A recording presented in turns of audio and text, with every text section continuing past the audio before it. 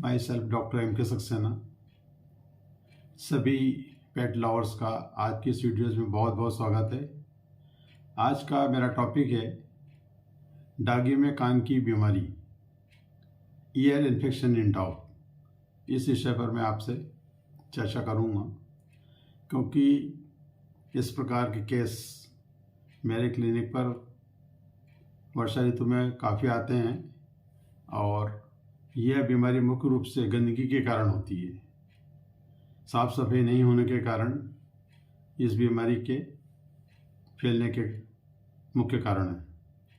इसके अलावा मनुष्य की अपेक्षा डॉग में इस प्रकार के केस काफ़ी मिलते हैं और मुख्य रूप से जर्मन शेफर्ड में इस प्रकार के बीमारी आम मुख्यतया पाई जाती है, जो कि ईयर कैनाल की एक समस्या है, क्योंकि इसमें ईयर कैनाल मनुष्य की अपेक्षा थोड़ी कॉम्प्लिकेटेड होती है, जिसके कारण साफ सफाई में भी दिक्कत आती है और इसमें यह मालूम नहीं पड़ पाता है कि इसके एंड में क्या है। इसलिए इन समस्याओं को हम अभी आपको एक एक कर इनके लक्षण, इनके उपचार, सावधानियां क्यों होती हैं, इस विषय पर मैं आपसे चर्चा करूंगा। आप मेरी वीडियो में शुरू से अंत तक बने रहिए और पसंद आने पर लाइक, शेयर, सब्सक्राइब और बेल आइकॉन का बटन अवश्य दबाइएगा। तो मनुष्यों में, जैसा कि मैंने बताया था, ये बहुत इजी होता है as compare to dog. Dog में बीमारी की 3 स्टेज होती हैं। पहली ओटाइटिस एक्सटर्ना, ओटाइटिस मीडिया और ओटाइटिस इंटरना, जिसमें कि पहली जो बीमारी है ओटाइटिस एक्सटर्ना, ये कॉमन बीमारी डॉग में पाई जाती है और इसमें मुख्य रूप से इन्फेक्शन हो जाता है, इन्फ्लेमेशन हो जाता है और एक म्यूकस मेमोरी में लेयर बन जाती है, इफेक्ट द लेयर, ये इफेक्ट लेयर को इफेक्ट करता है। इसके अलावा ओटाइटिस मीडिया और इंटरना, ये भी बीमारी बहुत सीरियस होती है और इस बीमारी के होने से डॉगी को सुनने की शक्ति कम हो जाती है या ख़त्म हो जाती है। ये बीमारी क्यों होती है, किस कारण से होती है, इसमें मैं आपको बताना चाहूँगा कि कान में खून के जमा हो जाने से, कभी कभी इन्फेक्शन के हो जाने से या ज़्यादा रगड़ हो जाने से या ज़्यादा साफ सफाई हो जाने से खून आ जाता है और खून जमा हो जाता है। इसके कारण से खून जमा होने से हो जाती है। कान में संक्रमण हो जाता है। संक्रमण बीमारी के कारण भी कान के में ये खून जमा होने से होती है। कान में कीड़ों का होना, ये भी एक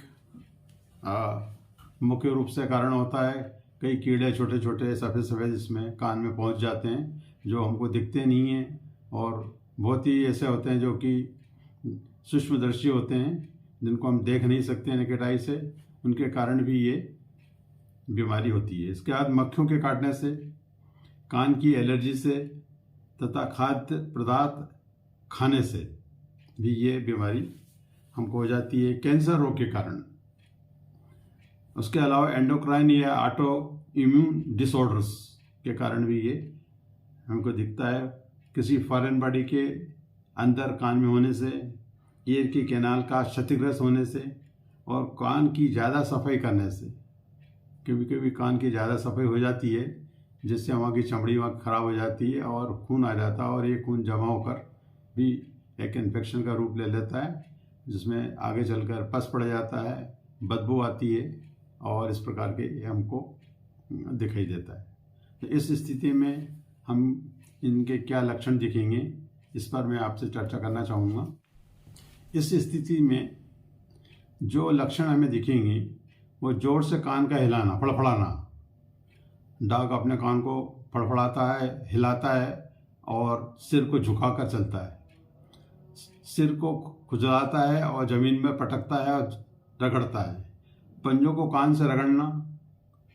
इसके अलावा गर्म लाल कान का होना, कानों पर खरोच आ जाती है, कानों में दुर्गंध, बदबू आने लगती है और कान में पस का डिस्चार्ज का बराबर बाहर निकलना और कान का सूजना, कान में दर्द होना, कान पर मक्खियों का बैठना, वैक्स का जमा होना, कई कारण हैं, कई लक्षण हैं इसके हिस्से में ये महसूस होता है कि कान में कहीं इन्फेक्शन है या कान में किसी प्रकार की ग्रोथ हो रही है, जिसके कारण से ये पस आ रहा है, इसमें डिस्चार्ज निकल रहा है और इससे इतनी भयंकर बदबू आती है कि हम उसके पास में खड़े भी नहीं हो सकते, ये स्थिति हो जाती है।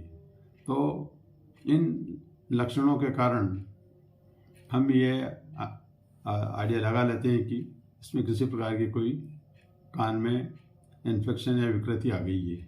इसके लिए हमको ये क्या करना चाहिए, जब ऐसी स्थिति निर्मित हो जाती है डॉगी में, तो हमें प्राइमरी लेवल पर घर पर ही H2O2 या हाइड्रोजन पेरोक्साइड से कान की सफाई करना चाहिए और किसी प्रकार का ईयर ड्रॉप डालकर उसे साफ करना चाहिए रुई से, धीरे धीरे एयरबड से, और इस प्रकार ये कर सकते हैं। और इस प्रकार हमें ये आगे तक 10 से 15 दिन तक ऐसा करना पड़ेगा, जिससे कि पूरी सफाई हो जाएगी। इसके बाद टैबलेट सेपेट बहुत उपयोगी होती है, उसको भी हम 10 दिन तक रोज़ सवेरे शाम दीजिए। इसके बाद एंटीहिस्टामिनिक कार्टिकोस्टेरॉइड और कार्टिकोस्टेरॉइड स्टेरॉइड्स शॉट्स भी हमको अपने डॉग को देना पड़ेगी। इसके अलावा ओटोस्कोप की मदद से हमें ये थोड़ा देखना पड़ेगा कि कान की क्या स्थिति है, उसका भी हम थोड़ा जायज़ा ले लें। सीवियर केसेस में एक्सरे, बायोप्सी भी करवाना ज़रूरी हो जाता है तथा ये काम हम कराएं।